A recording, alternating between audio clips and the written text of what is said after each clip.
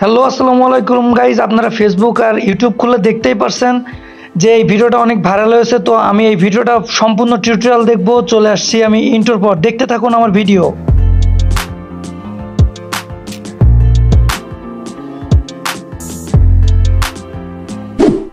তো সরাসরি চলে আসলাম আমরা মোবাইল স্ক্রিনে আসার পর আমি আমার প্লে স্টোরটাকে খুঁজে বের করব, কারণ এই ফটোটা এডিট করতে গেলে কোন কোন অ্যাপ্লিকেশন আপনাদের খুব বেশি প্রয়োজন হবে। তো আমি সার্চ বারে ক্লিক করলাম এবং লিখলাম পিক্সেল ল্যাব। তো আমার এটা ইনস্টল করা আছে, আমার ওপেন দেখাচ্ছে, আপনারা জাস্ট ইনস্টল করে নেবেন। দেন আবারও ব্যাকে চাপ দিয়ে আপনারা লিখবেন জেড এক্সট্রাক্ট। আপনার এই ফাইলটা খুবই প্রয়োজন, কারণ ওই ফন্টটা আপনার এক্সট্রাক্ট করার লাগবে, এই জন্য আপনার এই ফাইলটা ডাউনলোড করা লাগবে। তো আপনারা ইনস্টল করে নেবেন। আমার ইনস্টল করা ছিল না, তাই আমি ইনস্টল করে নিলাম। তো সিম্পলি আমরা চলে যাব গ্যালারি, এই ক্রোম ব্রাউজারে, কারণ ক্রোম ব্রাউজারে যাব আমরা ব্যাকগ্রাউন্ড সিলেক্ট করতে হবে, ব্যাকগ্রাউন্ড বের করতে হবে। তো আমি লিখলাম সাজেক, SAJEK, সাজেক লিখলে দেখেন অসংখ্য পাহাড়ি পিকচার শো করেছে। তো এই পিকচারের ভিতরতে আপনার যেইটা ভালো লাগে আপনি সেটা সিলেক্ট করতে পারেন। তো আমার এইটা খুব ভালো লাগছে, তো আমি এইটা দিয়ে আজকে ফটো এডিটিং করে আপনাদের দেখাবো। তো একটু লোড নিচ্ছে, আমি এইটা সিম্পলি চেপে ধরে রাখলাম। তারপর ডাউনলোড ইমেজ, আপনারা এই জায়গায় চাপ দিয়ে ডাউনলোড ইমেজ, এই যে অলরেডি ডাউনলোড শেষ। তো আপনারা আমি আরেকটা নিউ লেয়ার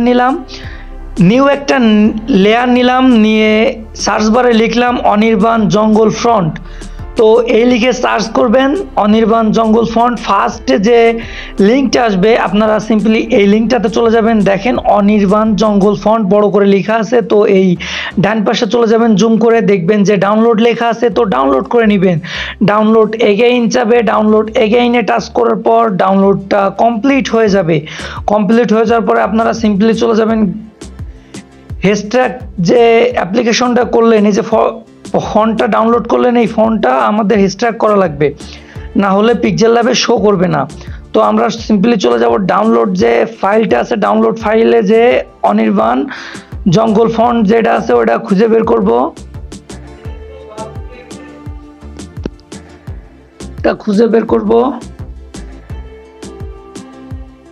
তো আমি পেয়ে গেছি।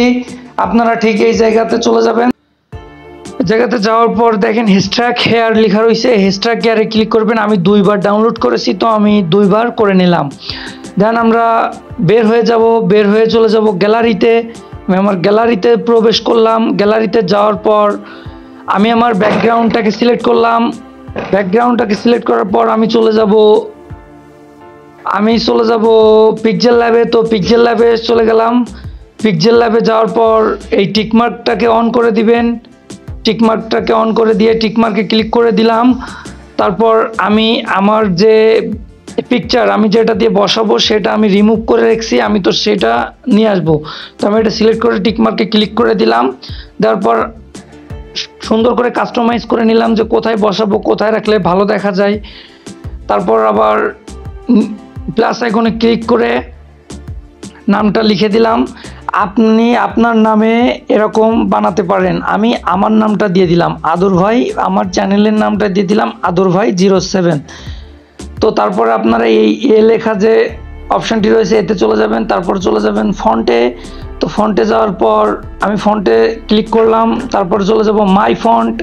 তো মাই ফন্টে চলে গেলাম। মাই ফন্টে যাওয়ার পর দেখতে পারতেছেন যে আপনাদের ফন্টটা শো করেছে, আপনারা ফন্টটা নিয়ে নেবেন। তারপর আপনারা চলে যাবেন কালার্সে। আপনি দেখতে পাচ্ছেন যে আমি কালার্সে ক্লিক করলাম।